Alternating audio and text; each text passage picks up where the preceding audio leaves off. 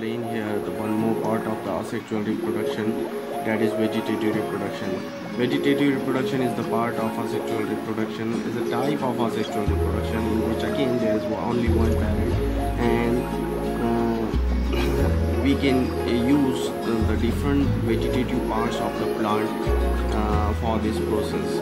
Here question should come in your mind, what is vegetative part of the plants? So vegetative part of the plants are those parts which are which may be root, stem or leaf except the sex cell. So these parts are called vegetative part, and if these parts are taking place in the process of reproduction, then it is called vegetative reproduction. So means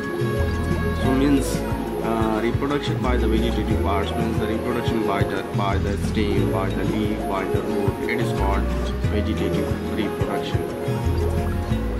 So in the vegetative reproduction, plants reproduce asexually through their vegetative parts. Hence the new plant formed are genetically identical to their parents, because there is only one parent, and it is going to be, doesn't matter it is going to be produced by the sex cell or by the vegetative part, it will be always genetically identical to their parents, because parent is only one, there is no mixture of parents. So as it is the type of asexual type of reproduction, there are also few methods which would not occur naturally in the plants, but can be performed artificially. Agriculture and horticulture exploits the vegetative reproduction in order to multiply the fresh stocks of the plants. Artificial methods are used to propagate the desired variety according to the human requirements. So dear students, one by one I'll explain here different way or different method as example of this vegetative propagation or vegetative reproduction in detail from the next slide. So vegetative reproduction includes cutting, grafting and tissue culture. All these steps we'll see one by one in a detail. First we'll see cutting. Cutting, simply you have to cut a part of the plant and you have to sow it into the soil. You have to plant it into the soil, and that cut part from the parent's plant, it will grow into the new individual. This type of method is simply the process of cutting.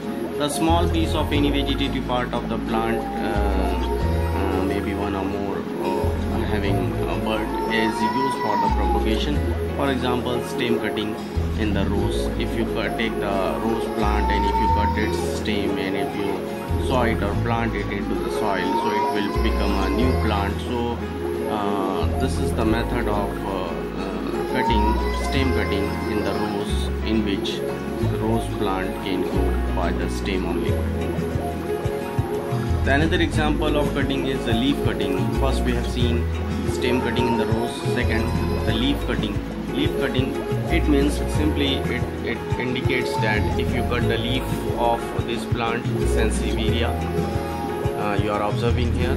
So by cutting the leaf and by sowing that cut leaf into the soil, leaf can also grow into a new plant.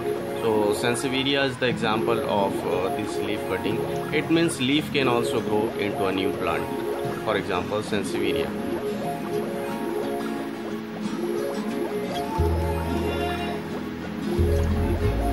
The another one is a root cutting. The example of root cutting is blackberry. It means if you cut the root of this blackberry plant and if you sow it into the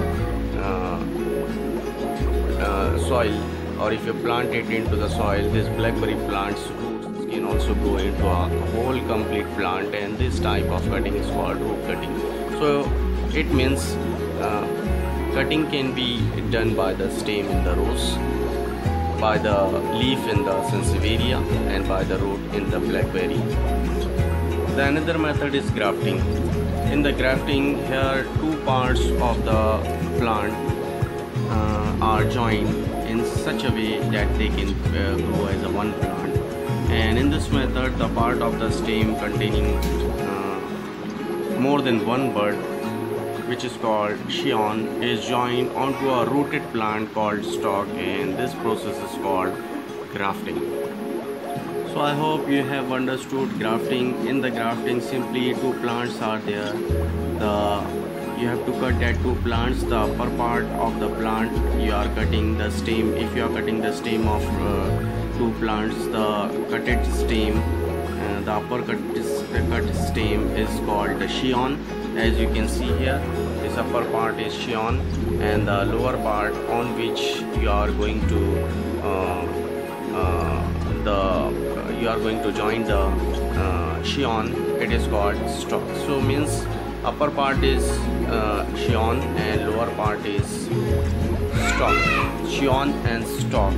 If you have these two part in the plants from two plants, if you are having that scion and stalk, and if you want to tie it, or if you join it by wrapping it by the plastic cover and by the rope, so that scion is accepted by the stalk. And you can see this example is found in the rose plants. So you can see here the scion and the stalk. If you are taking two roots, if you are taking two plants, if you are taking one plant, if you are cutting that plant and having the scion of that plant, and if you are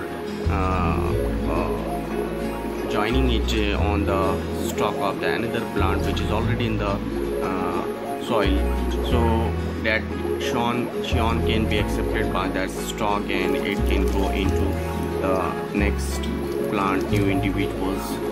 So this type of method is called grafting, in which two plants are there which grow as a one plant, but the condition is a scion should be there with you. You have to get the scion from the another plant, and you have to join it by wrapping it with the help of the different parts, that is plastic cover and rope.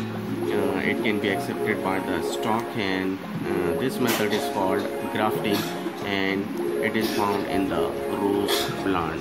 You can see here diagrammatically, the upper part is scion and the lower part is stalk.